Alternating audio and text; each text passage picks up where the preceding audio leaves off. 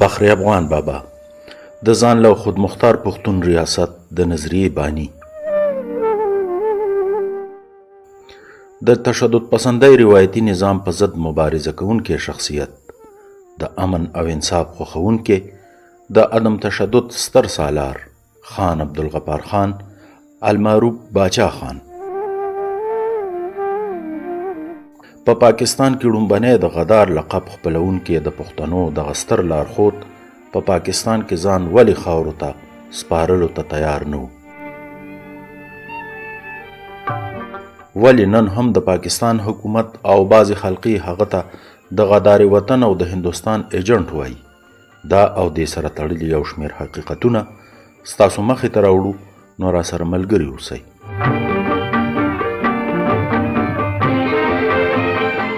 قدرمنو، د خیبر ستوري لړۍ ده او په نن خپرونه کې د خان عبدالغفار خان المعروف باچا خان ژوند او جدوجهد ته کتنه کوو.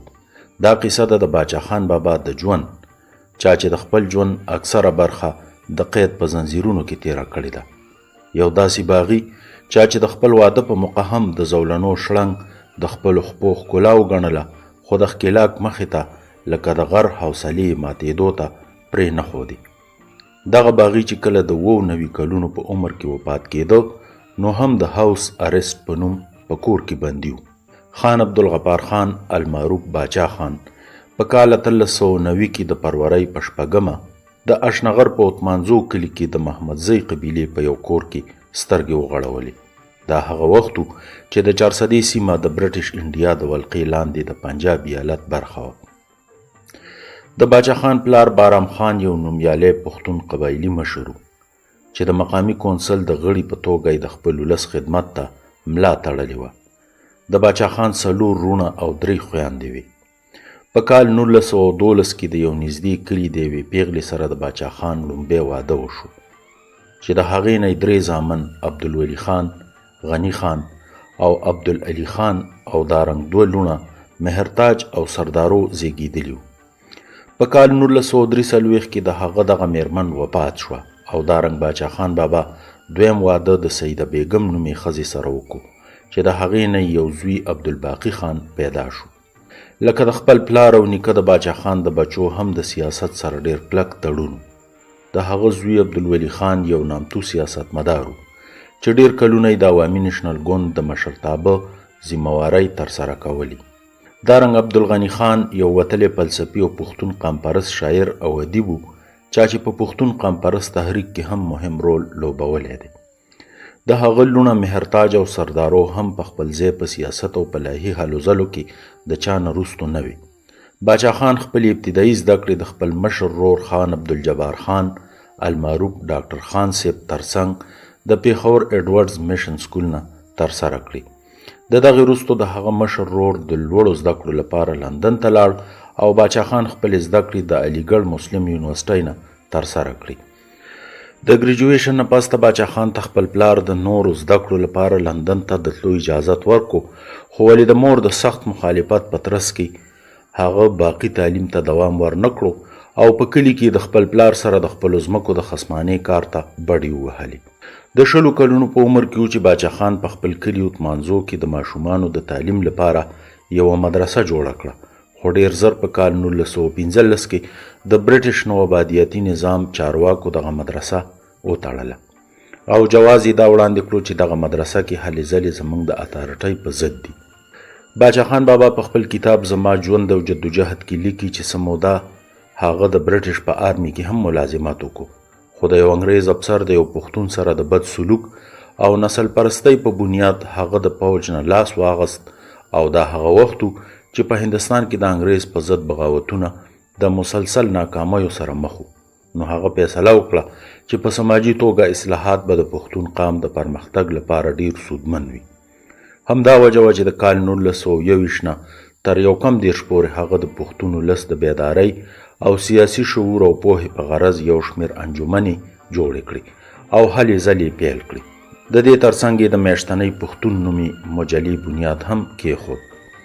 اگر چې دغه مجله د حکومت لخوا د بندیزونو ښکار شوه، خو بیا هم هغه په دغه مجله کې د اسلامي قانون، سیاست، د صحت او پوهې او شعور بیدارولو په موضوع مضمونونه شایع کول. هغه د خپلو سیاسي او سماجي هلو ځلو له لارې د پښتون ولس د پرمختګ مبارزې ته دوام ورکړ او د پاکستان او افغانستان په اکثره وروسته پاتې سیمو کې د سماجي او علمي زده کړو مرکزونو جوړول پیل کړل. د باچا خان دغه مبارزې په برکت په هغه وخت کې په زرګونو شمېر کې غریب او بېوزله ولس ته د زده کړو زمینه برابره شوه او هغه نه یوازې پښتون ولس ته د علم او پوهې اسانتیاوې برابرې کړي بلکې پښتون قام ته د ژوند تیرولو چل هم وښود. د مذهب په نوم د غلطو طور طریقو مونډ ختمولو لپاره یې کوششونه وکړل. نه یوازې باچا خان بلکې د هغه زوی غني خان هم د خپلې شاعرۍ له لارې د دا قسمه غلطو رسمونو او غلطو عقیدو په ډیره مؤثر انداز کې غندنه وکړه. باچا خان ته دا معلومه وه چې د پښتون ولس د پرمختګ لپاره د انقلابي اقداماتو ضرورت دی. ګنې نو پښتون ولس به خپل شناخت له لاسه ورکړي. همدا وجه وه چې هغه په خپلو لیکنو او تقریرونو کې پښتون قام ته د عدم تشدد درس ورکولو کوششونه کړي دي او د هغه په نیز پښتون ولس یوازې د عدم تشدد له لارې خپل مرام ترلاسه کولی شي. باچا خان د ښځو د تعلیم او تربیت کلک ملګری و. هغه به ویل که د یو قام د ترقۍ او خوشحالۍ اندازه لګول غواړئ نو وګورئ چې د هغه قام د خپلو ښځو سره رویه او سلوک څنګه دی. هغه دا هم ویل چې یو قام هله پر مخ تللی شي کله چې د هغه قام ښځې د سړو سره اوږه په اوږه ولاړې وي. د دغې سوچ په بنیاد په هغه وخت کې هغه ته ډېرې ستونزې رامخې ته وي. د کال 1915 نه تر 18 پورې هغه د پښتونخوا د سلګونو کلو او بانډو دورې وکړې. دا هغه وخت چې هغه ته د باچا خان لقب ملاو شو او هغه د پښتون ولس د سیاسي، سماجي او معاشي پرمختګ لپاره خپل ژوند وقف کړو او ویل به چې د الله خدمت کول د هغه د مخلوق خدمت کول دي.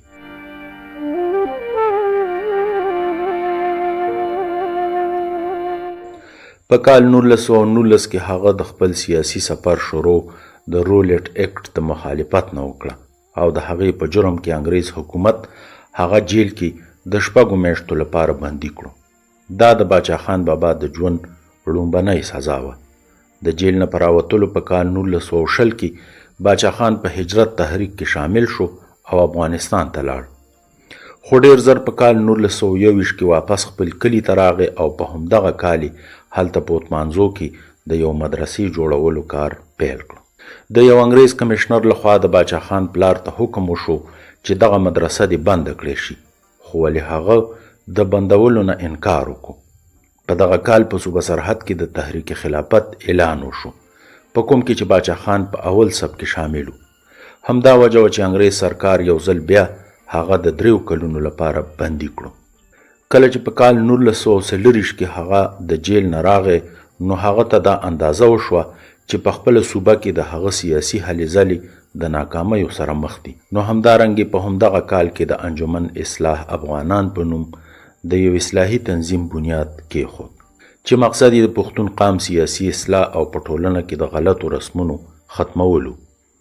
په کال 1916 کې د خپلو کارکوونکو سره کلکتې ته لاړ او د کانګرس په اجلاس کې شریک شو.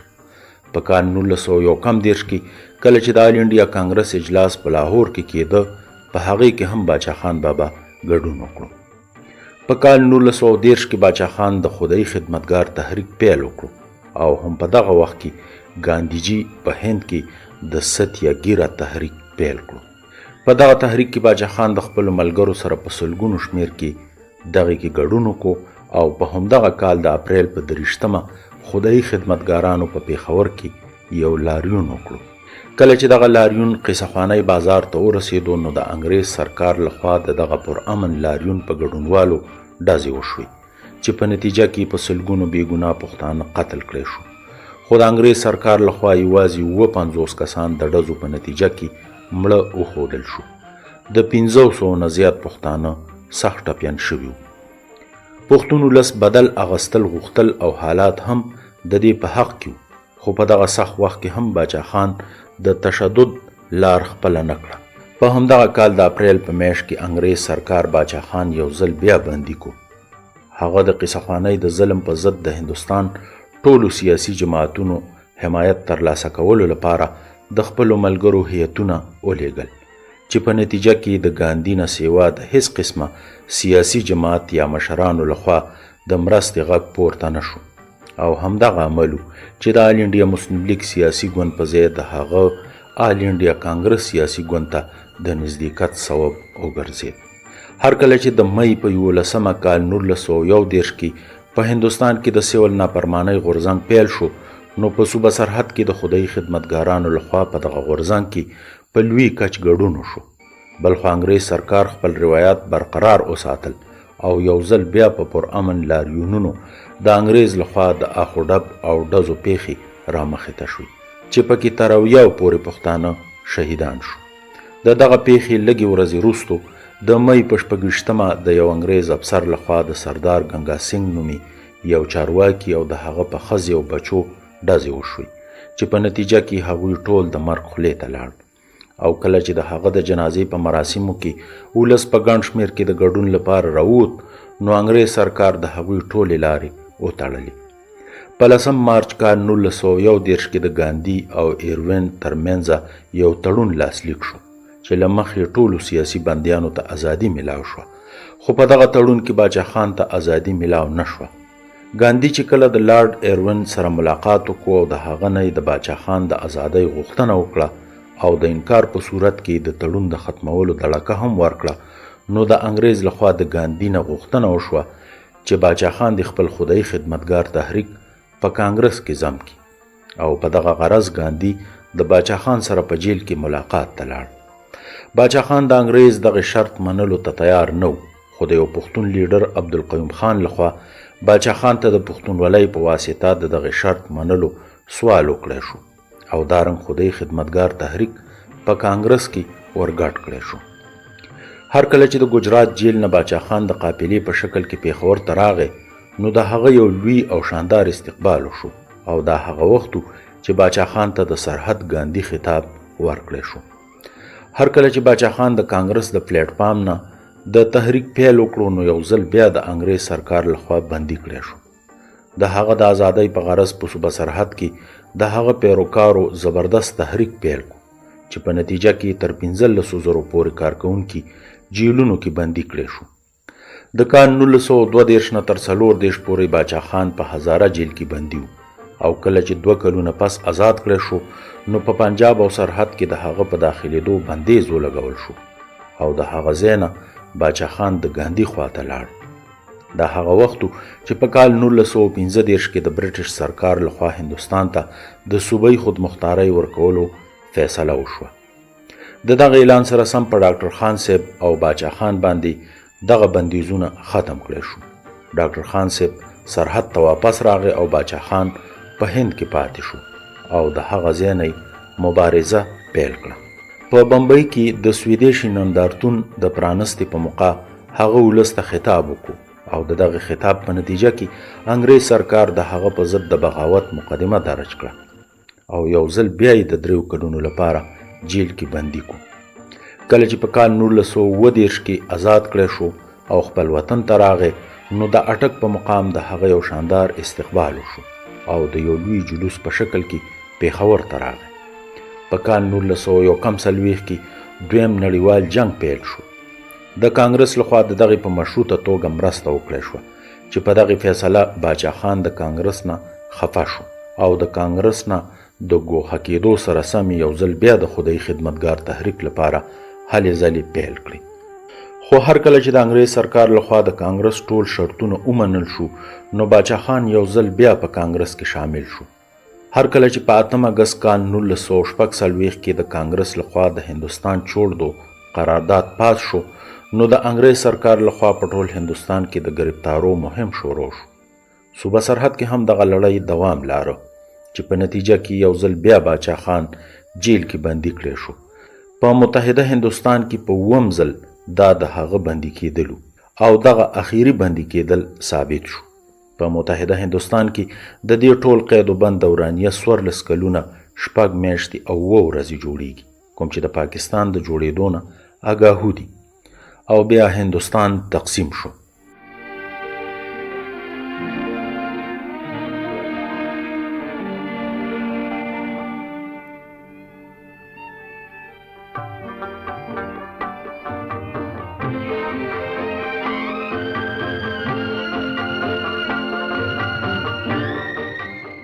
اگر چې باچا خان د متحده هندوستان کلک حامی او هغه هیڅکله نه غوښتل چې مسلمانان دې تقسیم شي، خو کله چې د کانګرس د مرکزی کمیټې لخوا د تقسیم د فیصلې توصیه وکړه نو باچا خان هم راضي شو.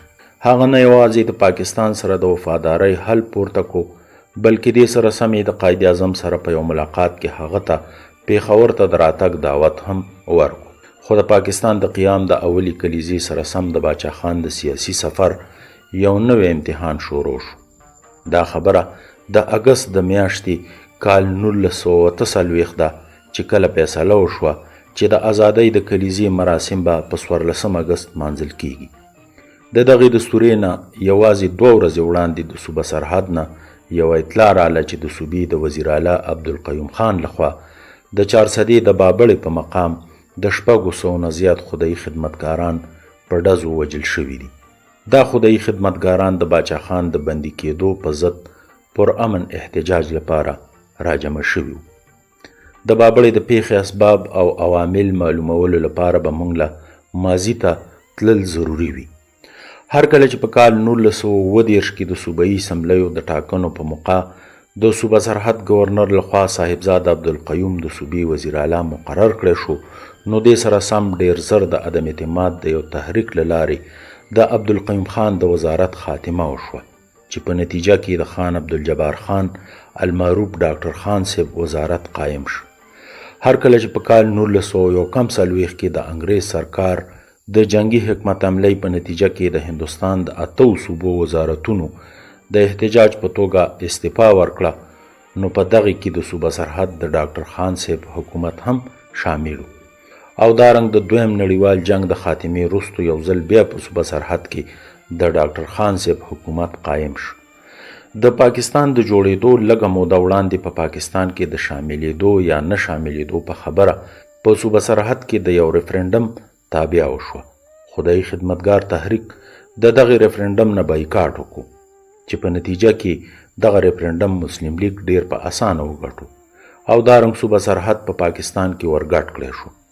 د پاکستان د جوړېدو په وخت ډاکټر خان صاحب د صوبه سرحد وزیر اعلی و، خو یوازې 8 ورځې پس یعنی په 22 اګست کال 1940 کې د قائد اعظم لخوا د هغه حکومت ختم کړی شو او عذر یې دا وړاندې کو چې د پاکستان د ورځې په مراسمو کې د ګډون نه کولو په وجه هغه د حکومت نه وایستلی شو.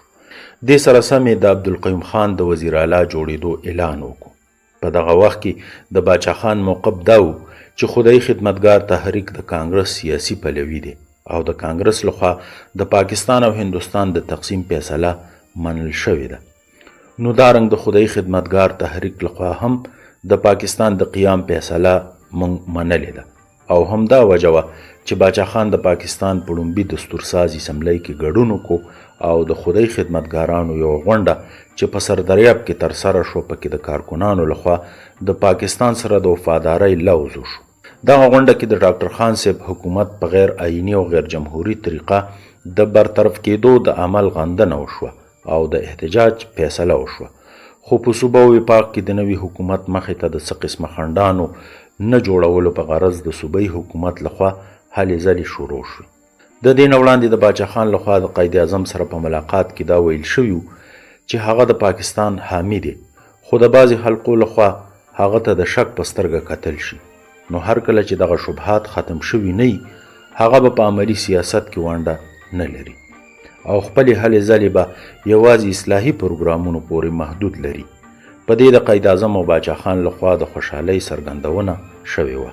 خو هر کله چې د اپریل په میاشت کې قائد اعظم پیښور ته راغی نو د بعضې سازشي خلکو لخوا د هغه په غوږ کې دا خبره واچول شوه چې باچا خان او د هغه ملګري قابل اعتماد نه دي او دا هم ویل کېږي چې قائد اعظم ته دا ویل شوي و چې که د باچا خان په دعوت هغه د باچا خان کومې سیمې ته لاړ شي نو د هغه ژوند په خطر کې غورځېدلی شي. او همدا وجه وه چې کله باچا خان قائد اعظم ته دعوتنامه ورکړه چې هغه د خدای خدمتګارانو په تقریب کې شرکت وکړي نو هغه د دې نه انکار وکړو او هغه باچا خان چې د مفاهمت لارې لټولې د حکومت دښمن جوړ کړی شو. بلخوا قیوم خان د یو آمر مطلق په حیث په انتقامي کاروایانو کې مصروف و. په 8 د مې کال 1948 کې باچا خان په کراچۍ کې د کارکونکو په یو غونډه کې شریک شو او هلته د یو نوي سیاسي تنظیم پیپل پارټۍ د جوړولو فیصله وکړه. د دې پارټۍ د جوړولو مقصد د یو آئینی اپوزیشن پارټۍ مخې ته راوړلو. هغه وخت د هغه په ملګرو کې جی ام سید او عبدالصمد خان اچکزی هم شاملو. باچا خان د دغه پارټۍ صدر او جی ام سید جنرال سیکرټري وټاکل شو. هر کله چې باچا خان صوبې ته واپس راغی او د دغه پارټۍ د پرمختګ لپاره یې هلې ځلې شروع کړي، نو د جون په میاشت کې د خپل زوی عبدالولي خان او قاضي عطاالله په شمول هغه گرفتار کړی شو. دارنګ صمد اچکزی هم ونیول شو او جی ام سید د کراچۍ نه وویستل شو او یو نوی سیاسي ګوند چې د قومي یووالي او سیاسي شعور بیدارولو لپاره قایم شوی و د خپل پیدایش سره سم له منځه یوړل شو. دارنګ د جولای په میاشت کې د صوبه سرحد حکومت لخوا د پبلک سیفټي اورډیننس له مخې خدای خدمتګار تحریک هم خلاف قانون وګرځول شو. په دې اورډیننس کې حکومت ته دا اختیار ورکړل شو چې بغیر د څه وجې ښودلو هر څوک د غیر معینه مدت پورې په حراست کې ساتلی شي او د هغه جایداد هم ضبط کولی شي. د قانون له مخې نیول شوي کس ته دا اختیار هم حاصل نه دی چې هغه د خپله ګرفتاري په کوم عدالت کې چیلنج کړي. د دې قانون له مخې په ګڼ شمېر کې خلک ونیول شو او د هغوی جایدادونه ضبط کړی شو چې پکې باچا خان، ډاکټر خان صاحب، ارباب عبدالغفور او د قاضي عطاالله په شمول ګڼ شمېر نور شامل وو.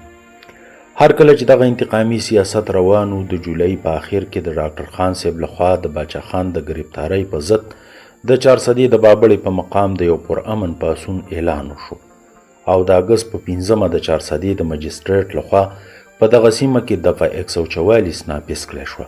خو د ډاکټر خان صاحب د اعلان په نتیجه کې په 12 د اګست کال 1948 د ټولې صوبې نه د خدای خدمتګارانو ګڼ شمېر کې کارکوونکي د بابړې په مقام راجمع شو. ویل کېږي دغه غونډه کې 25,000 خلکو ګډون کاوه. د دغه غونډې د مخنیوي لپاره د صوبایي حکومت لخوا د پولیسو او پیراملیټري ځواکونه په ګڼ شمېر کې راغونډ کړی شو. په زرګونو خلک راجمع او چې ناڅاپه ورباندې د حفاظتي ځواکونو لخوا ډزې وشوې. د ډزو په نتیجه کې د سرکاري شمیرو تر مخه 25 کسان مړه او 15 ژوبل شو. خو د آزادو سرچینو له مخې په دغه خونړۍ پیښه کې تر 600 پورې بېګناه پښتانه شهیدان او له دې زیات ژوبل شو. د اکثره وژل شوو مړي ډېر په پراسراره توګه د حکومت لخوا پټ کړی شو او ژوبل شوو کسانو ته په سرکاري هسپتالونو کې د داخلېدو اجازت هم ورنه کړی شو. د دغه پیښې د سترګو لیدلی حال د 400 د سیمې مشران څه په دا ډول بیانوي چې کله ډزې شوې فلم شروع شو نو موږ یې که موږ ته دننه کړو موږ پسې ورونه بند کړل چې برته بند ځکه چرې د ګولې د سکول په میدان کې راغورځېدې چې فلم بند شو زه په منډه رالم کور ته چې کور ته رالم کور خوش یم مور مې کور نه وه دا خدای مور مې څه شوله بس ما هم کور خوشه پرېښود او خپې بله خپې او بس بسته مې وغورځوله لاړم مغبارې ته مور پسې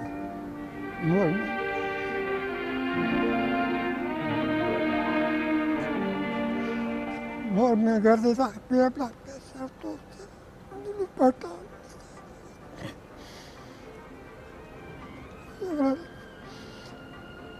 ماته یې ولاړ شو د کوره په بکس کې 4 لوپټې پرتې وې د سیفونو هغه مله په منډه زه رالم او لوپټې ما یوړلې او ډېرې یې خانګې کړلې چې کوم شهیدان خپله زه نه تړلی چې کوم خپله پټۍ تړلې د مازدیګره پورې دغه اوبه شوله د هېڅ نیم خبر چې د ورځ څنګه تېره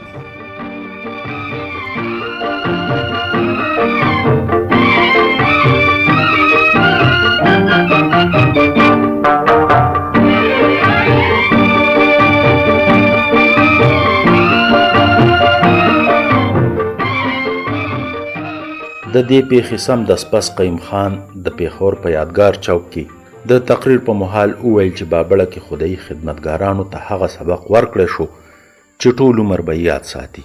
د هغه وینا وه چې په بابړه کې دفعه 144 نافذ کړی شوې وه، خو کله چې هغوی منتشر نه شو نو په هغوی ډزې وشوې هغه زیاته کړه چې دوی خوش قسمت وو چې د پولیس سره کارتوس ختم شو، ګنې دغه ټول به وجل شوي وو. او وی ویل چې دا د انګریز حکومت نه بلکې د مسلم لیگ حکومت دی او د دې حکومت نوم عبدالقیوم خان دی. خدای خدمتګار تحریک غداران دي او زه به د دې ملک نه د هغوی نوم ورک کړم. او دا تورې هم ولګاوه چې سورپوشو د باچا خان د ازادۍ لپاره ټول ملک کې د نافرمانۍ تحریک تابع کوله. په صوبه سرحد کې حالات داسې وو، خو په نور ملک کې هم د دې پیښې د غندنې کوونکو شمیره ډیره کمه وه.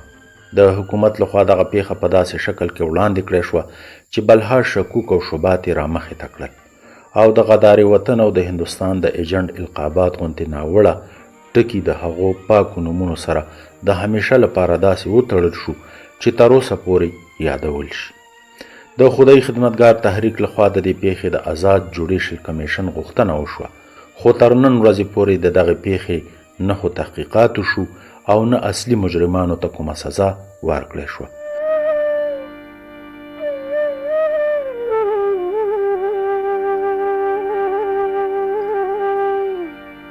باچا خان بابا په دغه ځل تر 15 کلونو پورې بندي کړی شو او په کال 1954 کې آزاد کړی شو. هر کله چې په کال 1955 کې ون یونټ جوړ کړی شو نو د دغې فیصلې په ضد خدای خدمتګارو احتجاجي تحریک پیل کړو او په 14 د جون 1956 کې یو ځل بیا د حکومت لخوا باچا خان بندي کړی شو او د جولای په 10 خدای خدمتګار تحریک غیر قانوني وګرځول شو. کله چې په 1955 کې باچا خان آزاد کړی شو نو په دغه وخت کې د ایوب خان لخوا په ملک کې مارشل لا یعنی پوځي قانون لاګو شوی او یو ځل بیا د حکومت لخوا باچا خان بندي کړی شو. خو په کال 1961 کې کله چې په بندیخانه کې د باچا خان صحت ډیر زیات خراب شو نو هغه آزاد کړی شو او په 1961 کې یو ځل بیا بندي کړی شو. دارنګ د 3 کلونو د بند نه پس په کال 1963 کې د خراب صحت له کبله هغه آزاد کړی شو. هر کله چې د ایوب خان لخوا په کال 1962 کې د نوي قانون منظوري ورکړه نو باچا خان د نوي آئین له لارې په ملک کې د جمهوریت د بحالۍ او د ون یونټ د ختمېدو غوښتنه وکړه چې په دغه پاداش کې یو ځل بیا د ملګرو په شمول هغه بندي کړی شو. آخر چې امریت شکست سره مخ شو او د ایوب خان د زوال نه پس هغه د ملګرو سره آزاد کړی شو. د دې پسته هغه د علاج په غرض برطانیه ته لاړ. په هغه وخت کې د برطانیې ډاکټرانو هغه ته په امریکا کې د علاج کولو مشوره ورکړه، خو د امریکای حکومت هغه ته د علاج لپاره ویزه ورنکړه. د افغانستان د حکومت په درخواست د علاج لپاره هغه د برطانیې نه د مصر په لاره افغانستان ته راغی او په کال 1922 کې د دسمبر په میاشت کې د 8 کلونو د جلاوطنۍ نه پس هغه پاکستان ته راغی چې د ولس لخوا شاندار استقبال وشو. خو یو کال پس هغه یو ځل بیا بندي کړی شو. د حکومت لخوا په بلوچستان کې د نېشنل عوامي ګوند حکومت ختم کړی شو او په دغه وخت کې د صوبه سرحد حکومت هم احتجاجاً مستعفي شو. په دغه وخت کې د حکومت لخوا په دواړو صوبو کې پوځي عملیات هم وشو او کال 1904 کې باچا خان په خپل کلي کې نظربند کړی شو.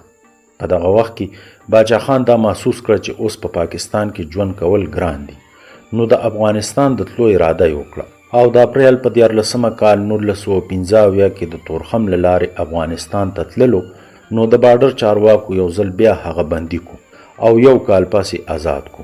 د مسلسل قید و بند او جدوجهد او دارنګ د بې انتها تکلیفونو له امله د هغه په صحت بدې اغېزې وشوې. هغه ته د آرام او سکون ضرورت و چې په پاکستان کې دغه ممکن نه و، نو په دې وجه هغه یو ځل بیا افغانستان ته د تلو اراده وکړه. دا هغه وخت و چې هغه 2 ځل هندوستان ته هم تورې وکړي. په کال 1980 کې هغه د 2 میاشتو لپاره د علاج په غرض په روس کې هم میشتو. یو کال پس هغه یو ځل بیا هندوستان ته لاړ چې خپل علاج وکړي او د اپریل په میاشت کال 1982 کې هغه یو ځل بیا پاکستان ته راغی. دا هغه وخت چې په ملک کې د جنرال ضیاء الحق لخوا مارشل لا لګېدلې وه. هغه خپل تحریک ته دوام ورکو او عوامي رابطه مهمې پیل کو، خو لږې ورځې پس د ضیاء الحق لخوا هغه په کور کې نظربند کړی شو. په دغه وخت کې د هغه په صحت ډېرې بدې اغېزې وشوې. د یوې خپې د ماتېدو په وجه هغه د شدید مشکل سره مخ و او د خپې د علاج لپاره هغه په کال 1904 کې چکوسلواکیې ته لاړ. د خپل ژوند په اخري ورځو شپو کې هغه د کالاباغ ډیم په حواله هم منظم جدوجهد وکړو. خراب صحت او د دواړو خپو د معذورۍ له کبله هغه په ویلچیر کې نه یوازې د صوبه سرحد بلکې د اټک او میاوالي دورې هم وکړي او په کال 1908 کې هغه د ډیلي په دوره و چې هلته ورته د جولای په میاشت کې د پالج اټیک وشو. تقریبا 2 میاشتو پورې هغه په کومه کې او بیا د ضروري علاج نه پس پېښور ته منتقل کړی شو او د جنورۍ په 20 کال 1988 کې د لیډي ریډینګ په هسپتال کې د دنیا نه سترګې پټې کړې.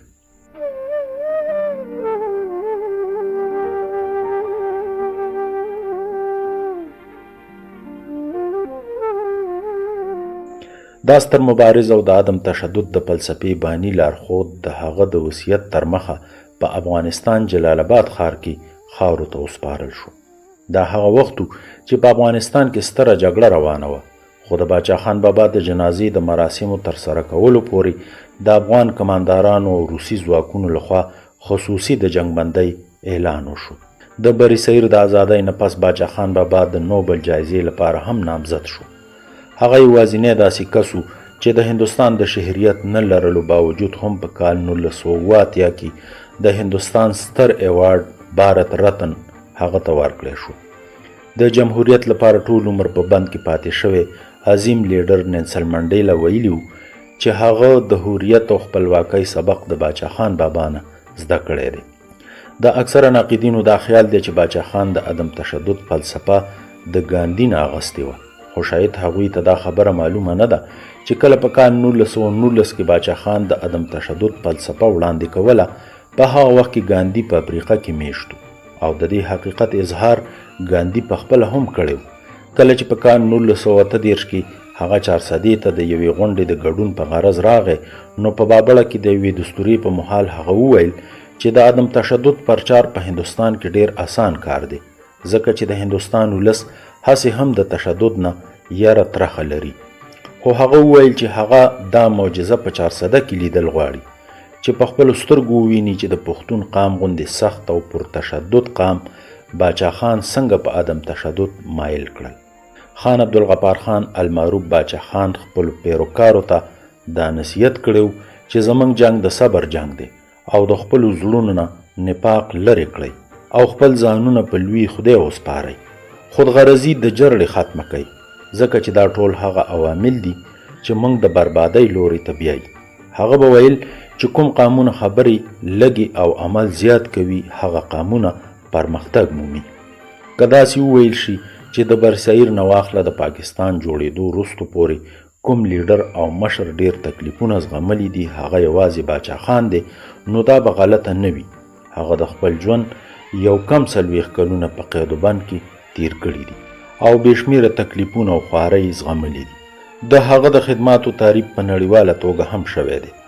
د یو کینیډین میرمنې لخوا د هغه د ژوند او جدوجهد په هکله د 21 کلونو د تحقیق نه پس د هغه په ژوند یو دستاویزي فلم جوړ کړی شوی دی چې د فرنټیر ګاندي په نوم یاد دی. دغه فلم په کال 2009 کې د میډل ایسټ فلم فیسټیول کې نمایش ته وړاندې شوی و چې په عالمي کچ ډیر خوښ کړی شو. د باچا خان ژوند د یو مسلسل جدوجهد نوم دی. په هغه د غدارۍ بې شمېره پیتوي لګېدلي دي او هغه ته د غدارې وطن القابات ورکړل شوي دي، خو هغه بیا هم د خپل ولس او خپلې خاورې لپاره خپل ژوند په مسلسل مبارزه کې تیر کړی دی.